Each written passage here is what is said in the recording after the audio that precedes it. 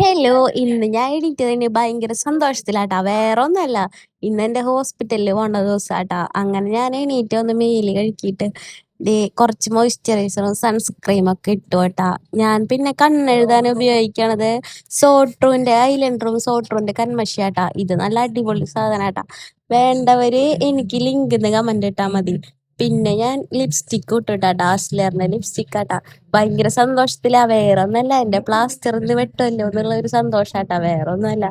അങ്ങനെ ഞാൻ ഇരുന്നിരുന്നിരുന്നിരുന്ന് ഡോക്ടറെ വിളിച്ച, പിന്നെ എന്റെ ഡോക്ടർ 2 ആഴ്ച ലീവാന്ന്. അയ്യോ, അപ്പൊ തന്നെ എന്റെ മനസ്സ് ചത്തുട്ടാ. അത് കഴിഞ്ഞിട്ട് കുറച്ചേരം കഴിഞ്ഞപ്പോ വീണ്ടും വിളിച്ചപ്പോ വേറെ ഒരു ഡോക്ടർ ഉണ്ടായിരുന്നു കേട്ടോ അവിടെ. അപ്പൊ ആളെ കാണാന്ന് പറഞ്ഞു 12:30 ആകുമ്പോ വരാന്ന് പറഞ്ഞു കേട്ടോ. അങ്ങനെ 12:30 ആകുമ്പോ വീണ്ടും വിളിച്ചു നോക്കിട്ടാ ഞങ്ങള്.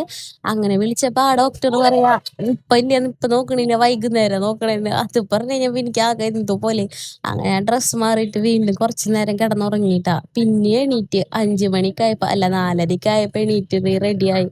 അങ്ങനെ പിള്ളേരെ സ്കൂളൊക്കെ വിട്ട് വന്ന പിന്നെ എന്റെ കാലിലത്തെ പട്ടീസൊക്കെ ഊരിക്കളഞ്ഞിട്ട് ഞാൻ ഭയങ്കര സന്തോഷത്തിലാ. ഇന്ന് എന്റെ കാലിലത്തെ പ്ലാസ്റ്റർ കിട്ടുന്നു. പിന്നെ അമ്മ ജോലി സ്ഥലത്ത് അമ്മേനെ എടുത്ത് അങ്ങനെ ഞങ്ങൾ ഹോസ്പിറ്റലിൽ എത്തിയിട്ടാ. ഹോസ്പിറ്റലിൽ എത്തിയപ്പോ ഡോക്ടർ പറഞ്ഞു എന്തായാലും പ്ലാസ്റ്റർ കട്ടി എക്സ്റേ എടുത്ത് നോക്കാന്ന്. അതിന്റെ ഇടയിൽ ദൈവത്തിന് എന്റെ കാലില് എന്റെ മടിയിൽ കയറി ഇരിക്കണേട്ടാ, വീൽ ചെയറിൽ ഇരിക്കുമ്പോ.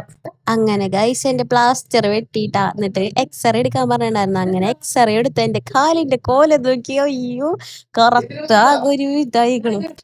പ്ലാസ്റ്റർ വെട്ടി കഴിഞ്ഞിട്ട് ഒരു ബെൽറ്റ് ഇട്ട് തന്നു കേട്ടോ. അത് കുളിക്കുമ്പോൾ മാത്രം വരാൻ പറ്റില്ല. അങ്ങനെ ഞാൻ മെല്ലെ മെല്ലെ ഒറ്റടി വെച്ച് നടന്നു. വേദനയൊക്കെ ഉണ്ട്, എന്നാലും കുഴപ്പമൊന്നുമില്ല. അങ്ങനെ അമ്മയുടെ കൈയും പിടിച്ചതേക്ക് പോണ വഴിക്ക് ചേട്ടൻ ബർഗർ അല്ല എന്താ സാധനം, പിസ്സ മേടിച്ചു തന്നു കേട്ടാ.